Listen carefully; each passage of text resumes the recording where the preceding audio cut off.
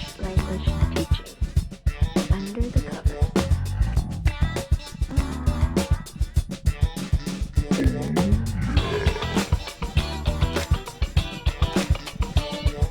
Hello, welcome back to ELT Under the Covers, ELT React, where we look at teaching clips on the internet and we as educational professionals give our expert opinions. Today, we are looking at another educational expert by the name of... Say my name. Walter White. Yes, the teacher from Breaking Bad. But first, introductions. I'm Neil of Team Teacher. Hello everybody, it's Professor Leach. One of the many representations of teachers on the, in media, and people kind of forget that element of the character that he was a teacher. I'm not sure how much we can read into teacher turning into, like drug mogul. Next time, apply yourself. I think one of the things that a lot of teachers might relate to is kind of this sense of underachievement that I think a lot of teachers have, because he absolutely has that in the show. And people are always saying to him, like when he says, "Oh, I'm a teacher," they always say, "Oh, which university do you teach at?" Right? Yeah. And he's like, "No, high school." Right. And I think a lot of language teachers, a lot of school teachers actually feel like that, feel a bit kind of peculiar, in a strange way, kind of frustrated, because teaching is a demanding profession and it does attract like smart, hardworking people. But you always feel like, oh, if I would have gone into law, then I'd be earning about 4 or 5 times what I'm earning doing this, and it'd probably be about as difficult.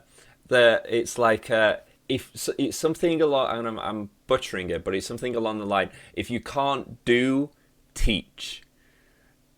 You know what I mean? Like if you can't box, teach boxing. If you can't, be a lawyer, teach being a lawyer. That's right, because like that. The government tried to flip that, didn't they? And they had a campaign which is "if you can teach," right?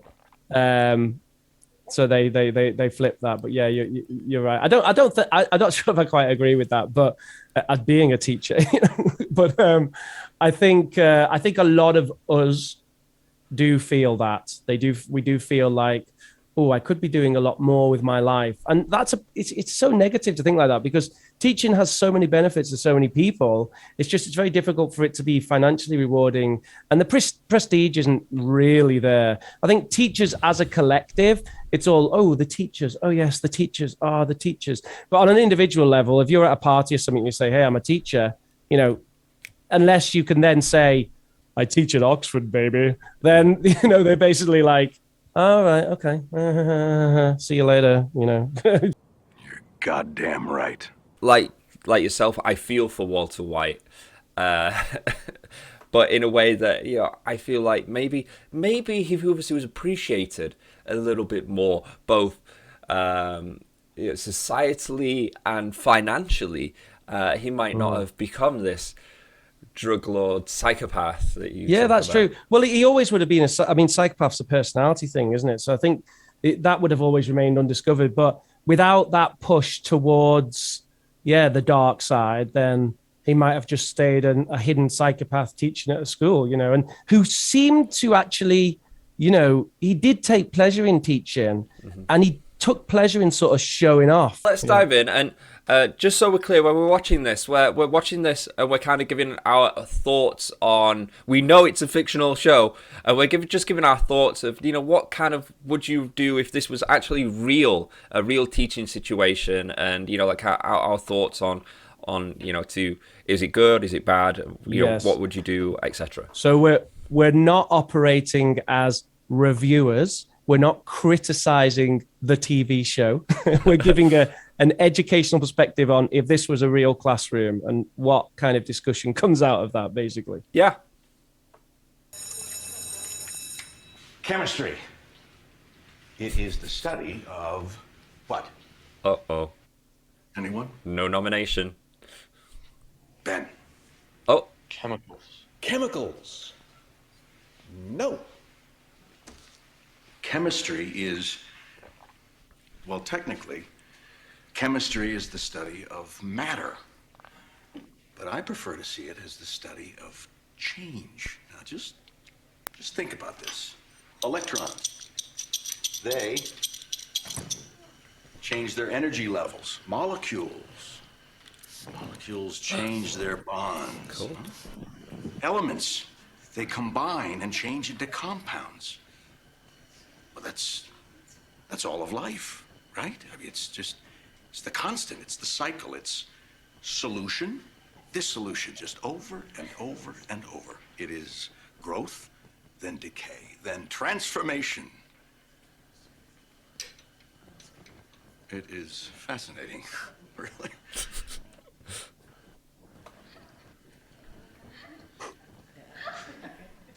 Chad, is there something wrong with your table? Oh, passive aggressive. Okay, ionic bonds.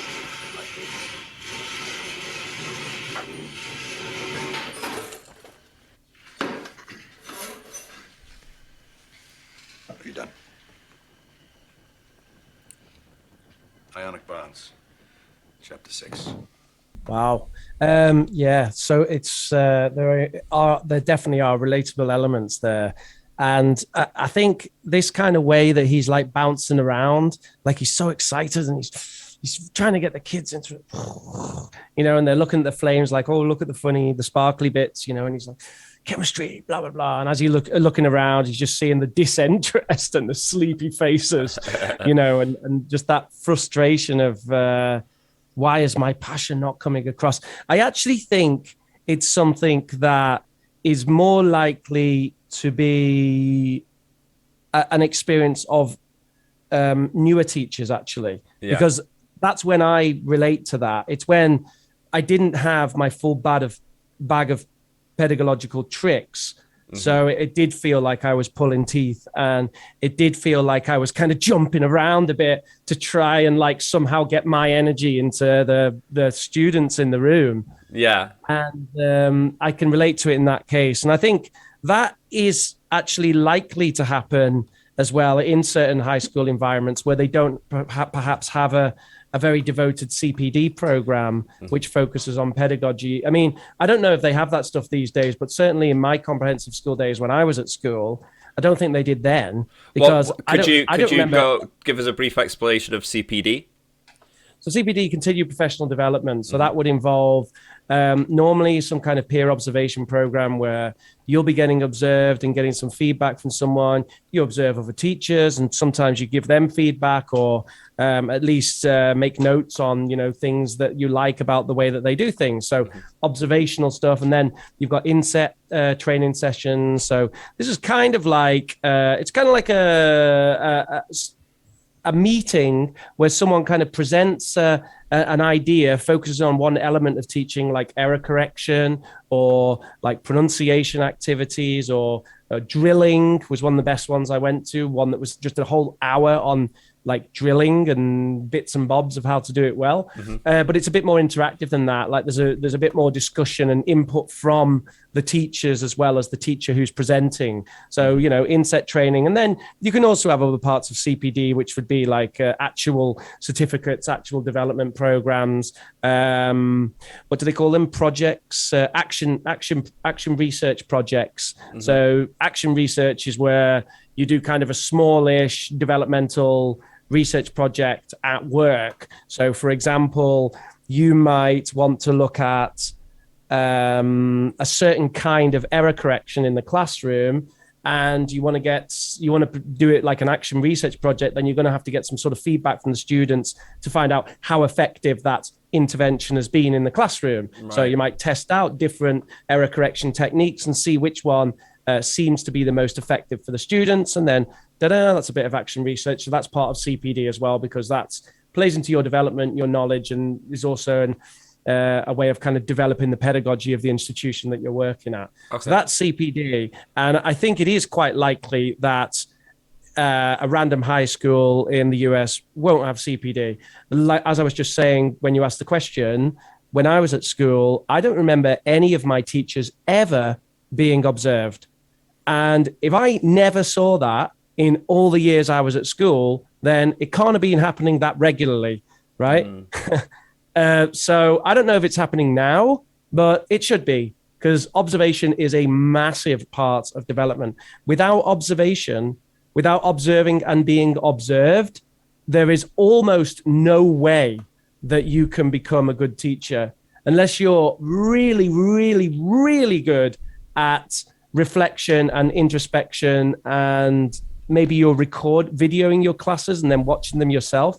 That would be one way of doing it. But without that other perspective, and that especially a more experienced perspective, I think it would be extremely difficult to without that drive to kind of want to improve, to be the Walter White in that situation and go, this is, there's got to be another way, and then kind of follow that curiosity, follow that drive, because there's teachers out there that would just be like,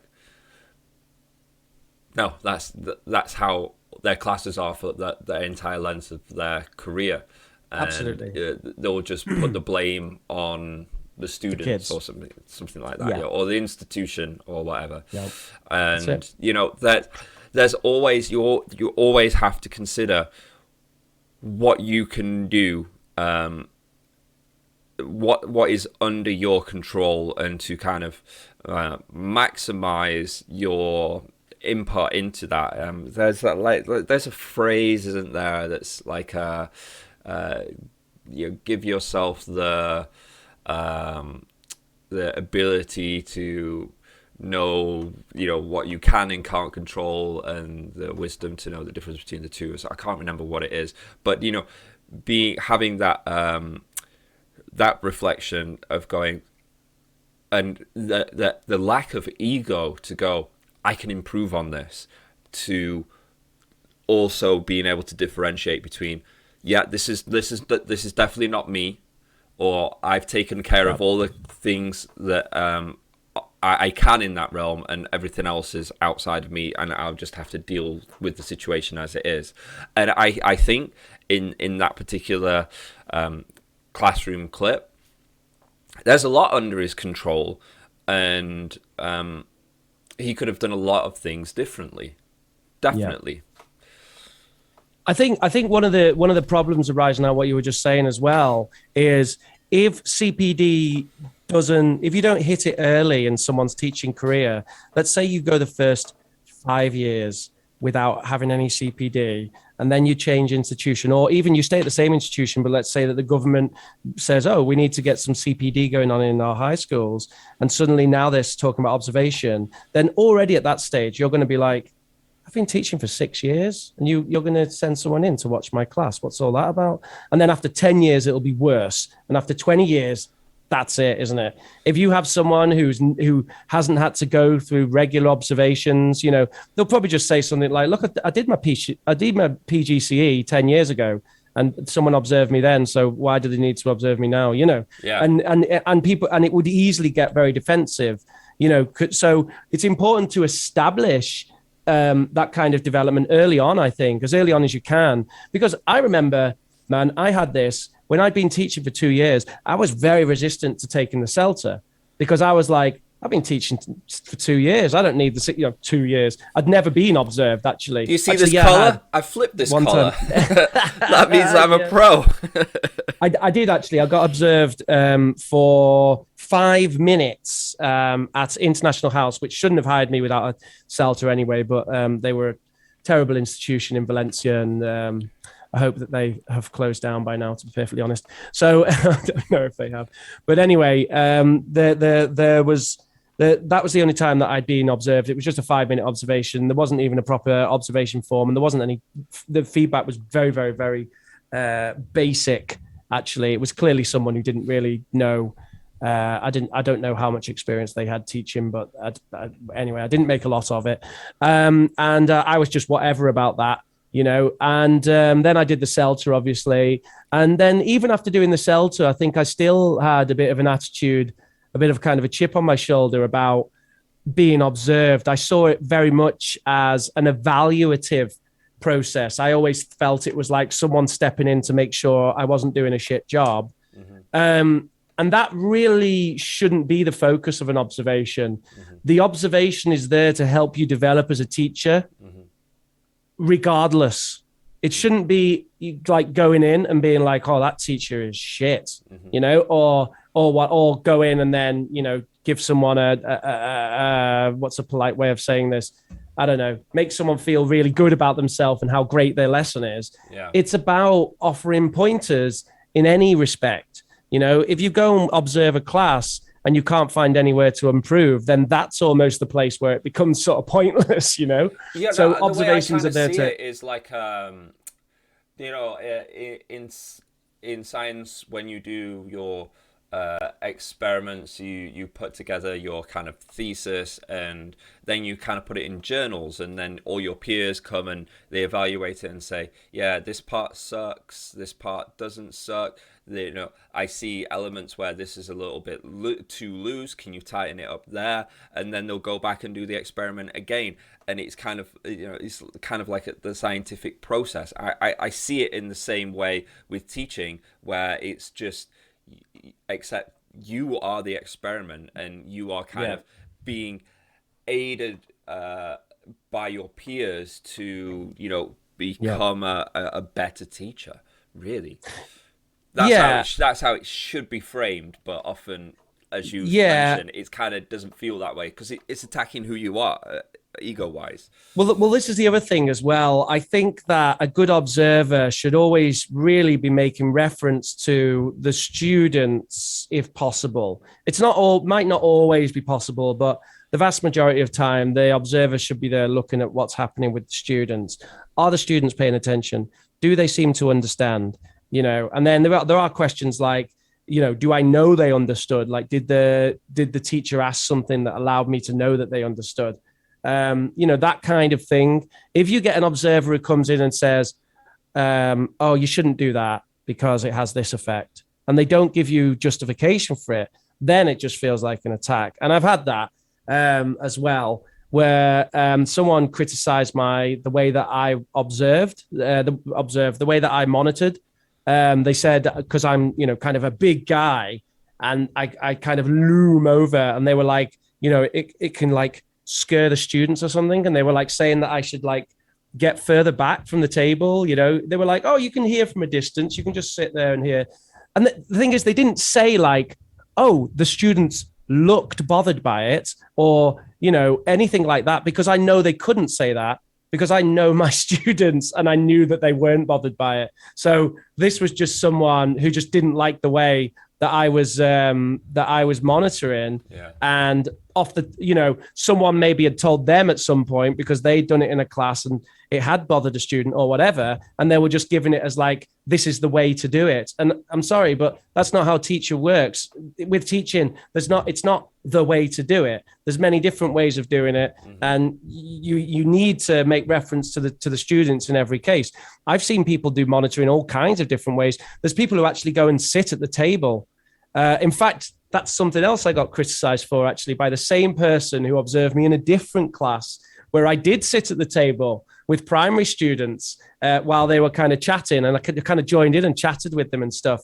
And he told me not to do that. He said it was distracting them from the task and all their attention then goes on you and this kind of stuff. And it's like, no, but they love that.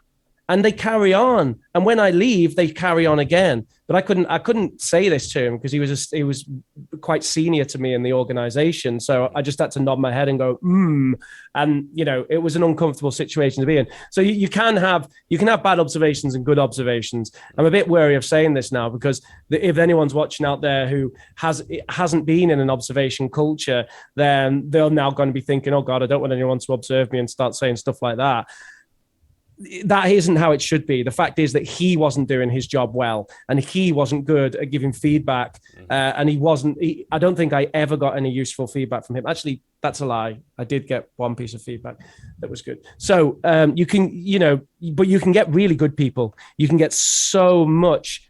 Observation, without a doubt, has been the number one thing that's helped me develop as a teacher more than anything. It was 100% the best part of the diploma, and it's a very short part. It's like 6 weeks of just doing the classes and the observations at the end. but that was, that was probably worth as much as the whole rest of the course, which is like 10 months of modules and books and writing and studying and everything. But that little practical bit of that was, that was when I experimented with TBL, and I was encouraged to do that. And I got this feedback on it, and my teaching practice changed massively in the space of that time. And the other time was when I first started working at the summer school, and they had a great CPD program that involved observations and feedback. And I got, I developed as a teacher tons from that as well. Observation really is, it's great once you get into it. But I can understand the hesitancy, and I think it's just unfortunate that not everyone out there is knows how to give good feedback and knows how to do an observation well. Yeah, and just to be clear with teachers watching this show, or whoever's watching this show, that's kind of one of the main thrusts of us putting together this channel, is to do these kind of these analysis videos where we can kind of give some feedback. And we are still working on our process of giving the best kind of feedback that we can to help you improve. So we do actually look at real life teachers that have very bravely put their class recordings online. So, if you are out there and you're wanting us to kind of observe you and see if we can give you any pointers, our thoughts on what you do in the classroom, please feel free to kind of send us the video, or you put it on the internet and send us a link, and we can watch from there. But going back to the clip, Walter White, you are the monitor, the observer in the CPD program for his school. What do you say to Mr. White? You get him to come into your office, get him to sit on your knee. What do you tell him? Stroke his hair. It's okay. It's okay. I think with those.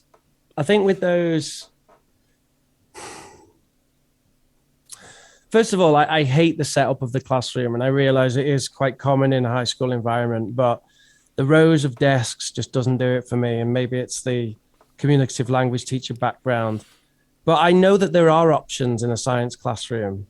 You can get them to stand up for one and gather round, because he had a bit of display going on there that was interesting. So we get everyone standing up and gathered round, and all right, those two might start fooling around or whatever. Well, I mean, yeah, you can tell them off for it. I think there was definitely a discipline element going on there. Well, yeah, sorry if I can jump in with that. With the discipline, I don't feel like that was a major component of that little scene where he has to discipline, and then the kid drags it and upserts his authority or whatever. It shouldn't ever have got to that situation. When you are going into a class, you make sure that everything's set up before you even start to begin, right? You go in and you make sure all the students have either got the clear desk, that they're all in their places, or already. You don't leave this up to chance and just happenstance. It's part of the process of beginning the class. And one of the things that I always did was that was part of the first part of the class. It was always clear your desk, get ready, and I had, because I taught very little kids, everyone would be in teams and everyone get points for who was ready first. Did you do hands on your head? No, I've known teachers that have done that, and yeah, it's fun. What they do, quite often I see in China, especially with the local teachers, because I would go in and I would have a look at some of the local teachers and kind of see what they do. Is they have the kids sit cross-arm straight, and once everyone's like that, then we're ready to teach. That's right. So it's all done in the prep. Yeah. It's classroom management. It's classroom management. It is, isn't it? Yeah. It's not discipline. It's classroom management, and there's a huge difference. Well, yeah. I guess the word discipline could be a little bit stigmatized. but there does need to be something, because there needs to be, if you do get that where he told him to go back to his desk and then he dragged his chair, there has to be something that's done then, because it makes him look like an absolute, like, it's like the teacher's just losing power. Yeah. Because this kid's just saying, I can do what I want. So something needs to be done at that point. Now, without knowing the class, it's actually a little tricky, I think, to say what to do exactly. Like in my classes, I would, if I got particularly a teenager who was getting a bit angsty, then I might ask them to come up and explain something, or, oh, give me a hand with this, get them involved. And, that can go one of many ways. It can kind of flip them around and they can be a useful kind of helper, which happens as well. Yeah. Or they can just get kind of sheepish and embarrassed. That happens. And I imagine you can also get situations where you just get the cocky, oh, I'm just going to get up and I still don't give a rat's what you say, teach. But I have been in the fortunate position where I haven't had to deal with any real problem students. So someone would have to give me feedback on how to deal with someone who's just 100% confrontational and won't listen to reason. I'm sure you do get students like that, but it's not a problem that I've ever had. Yeah, I think it's something that you bake into the cake before class. You almost have like a classroom management plan where if you remember from like the CELTA observations, they always talk about, what's that thing where they're like, you have to plan for obstacles. What are you going to be the obstacles with completing your lesson plan, that sort of thing. I can't remember what it's called. But yeah. It's I know what you're talking about. It's like the demand matrix or something like that, isn't it? Same for classroom management. Yeah, like language level, like mental challenge, level of interest, physical challenge. Yeah. So it's like that, but with the class, where you go, okay, so what are some things with classroom management that I can put in place now that's going to stop these things happening? So case in point, phones. Do they have their phones? Are you going to take the phones at the beginning of the class? Or do you think you can trust them to have their phones and they're not going to play with them? That's right. I didn't actually notice that in the clip. Were the people on their phones? No. I'm just giving an example that I think is quite kind of relatable today. And I think it's one of those even stuff like books and pencils on the desk. I would have often a clear desk policy. I know many teachers that just, it has to be a clear desk until the point that we're in communicative language teaching, so there would be no point with having a book out generally. But yeah, with a lot of this kind of classroom management stuff and discipline, I'm going to use the D word. I feel like it's something you have to do.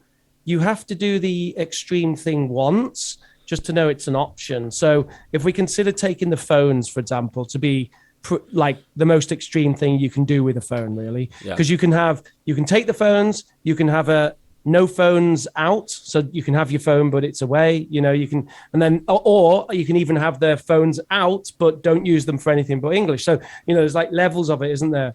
And I feel like you have to at some point do the take your phone thing, where you literally, as soon as they come in, you have the bucket and you say, right, everyone puts their phone in the bucket. And obviously that can be a bit of a nightmare for handing them out because you don't want anyone to nick anyone else's phone. So you got to be a little bit careful with that. But yeah, collect them all in the bucket, phones away. And just knowing that you actually have that power, then it gives you a power that, let's say you've moved down to the other step where they can have their phone, someone has it out and they're texting and you're like, you got 5 seconds to make that disappear or I'm taking it. Yeah. And then it's gone, right? Because you just know then you have the power. And before that, maybe you wouldn't feel so confident as to say that. It's like, well, can I say that to them? Can I take their phone? All this kind of stuff, right? Yeah, no, I agree. And, there's loads of different ways of dealing with the phones that I'm not going to get into. But it's the idea of just basically you're setting boundaries. and you're doing that before problems arise. And this one of the most difficult things for new teachers is they don't know what the problems are going to be. That's the thing. So you're kind of relying on your peers to say, yeah, you want to make sure that they don't have food in the class, or drinks on the table, phones out, and I don't know. I'm trying to think of a peculiar one that maybe many teachers wouldn't know. Nothing comes to mind. But doing this sort of thing beforehand, especially with new teachers, you don't know. But the more that you kind of gain that knowledge, the more you come across these problems every time you kind of restart the cycle, the new school year, the new semester, the new type of class. Then you can go, okay, this is something that we need to I need to create a boundary with.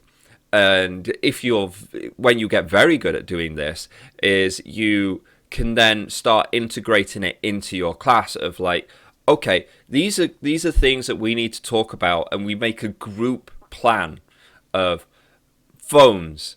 Do I have to take your phones, or can I trust you with your phones? Yeah, right. What do you think is fair for me with your phones? Do we do a 3-strike system? Do we do a one and done? As a class, you three group, discuss, and then we'll come together and we're going to make classroom rules. That for me, that's kind of top tier, is getting students involved with creating the boundaries, because we've just generally talked about the teacher creating the boundaries, but I think the next tier is getting them involved, because the more you get them to invest, the more they're likely to abide. But we're kind of getting off point of that, I feel, a little bit. Because you've got Walter White right now sobbing on your knee, just looking at you, big puppy dog eyes. Teacher Rich, bestow upon me your knowledge. What do I do?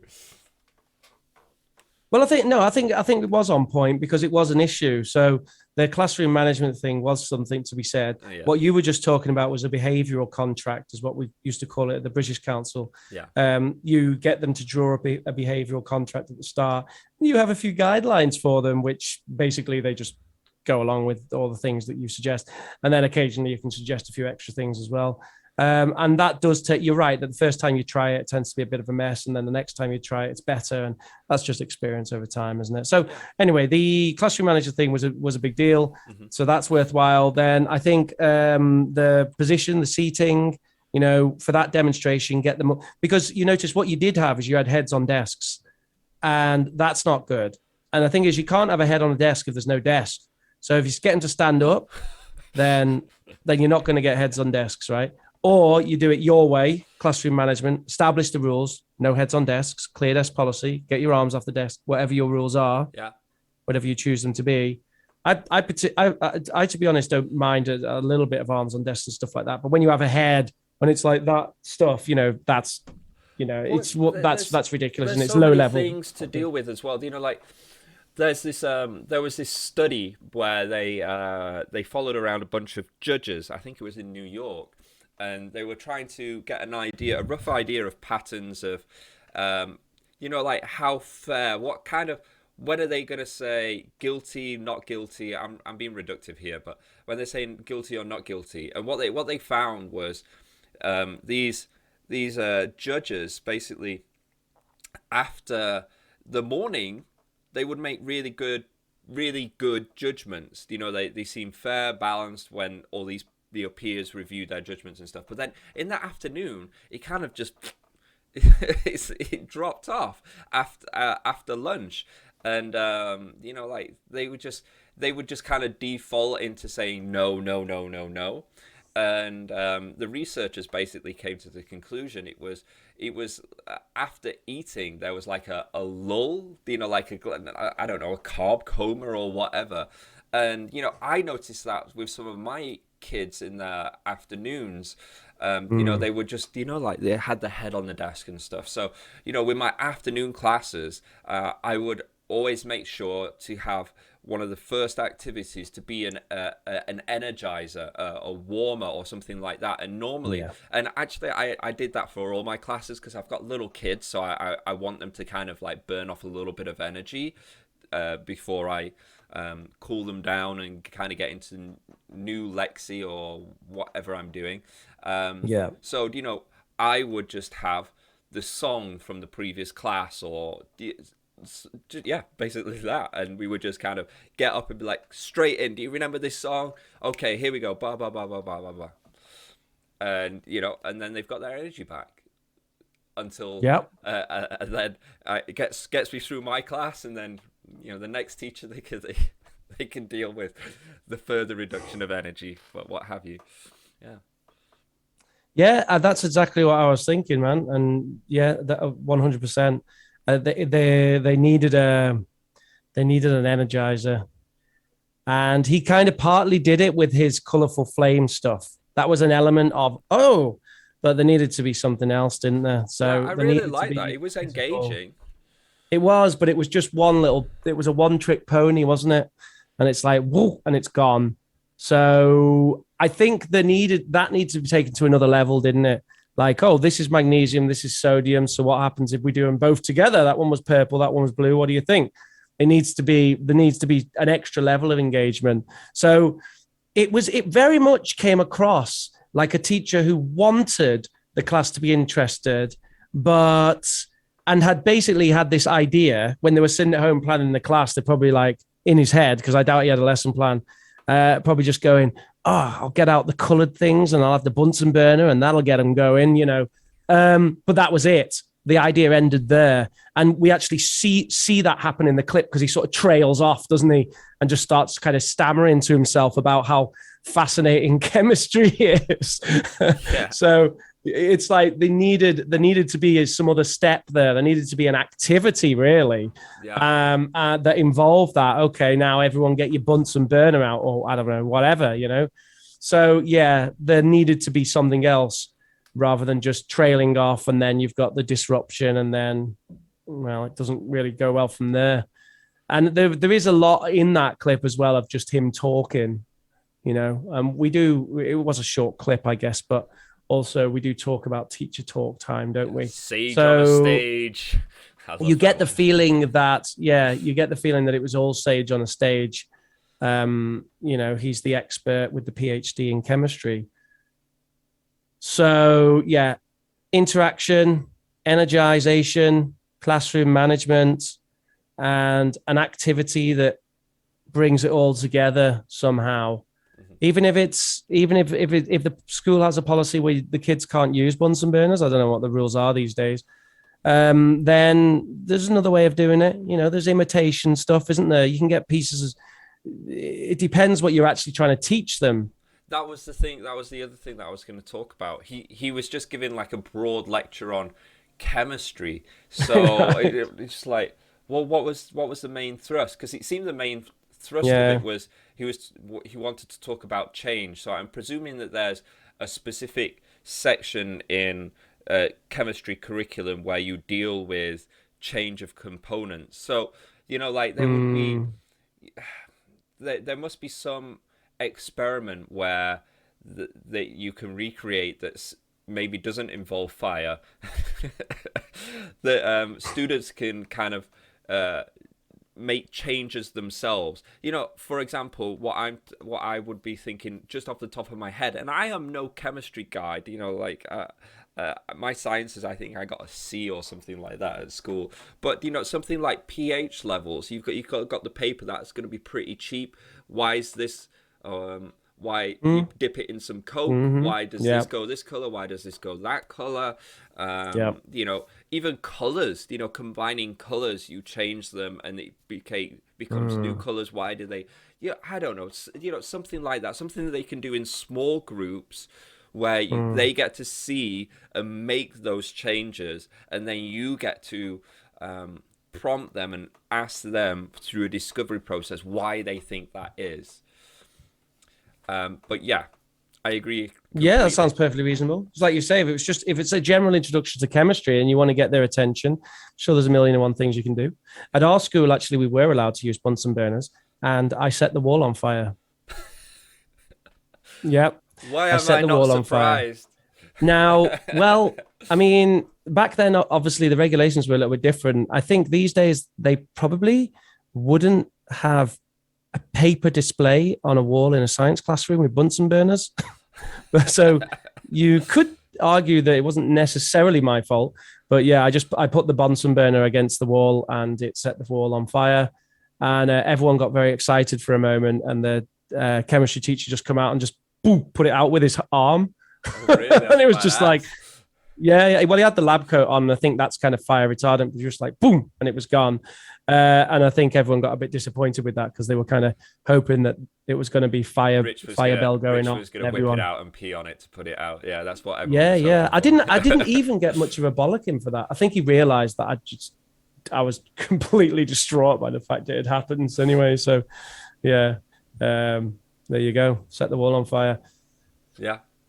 Yeah, so Walter White, if you're watching this, get off Richard's lap. You know, there's after school stuff that you can do with him later. But you want to take home classroom management, whatever form that be, coming up with boundaries, with rules, with getting a new classroom space where you get them to stand around you rather than sitting around you. Also, look at warmers, energizing your class.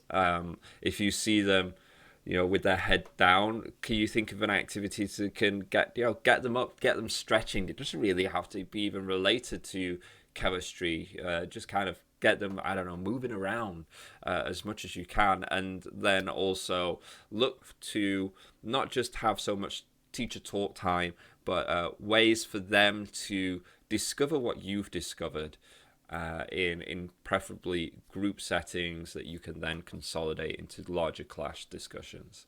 How does that sound? All right, QED. That's a wrap. Yeah.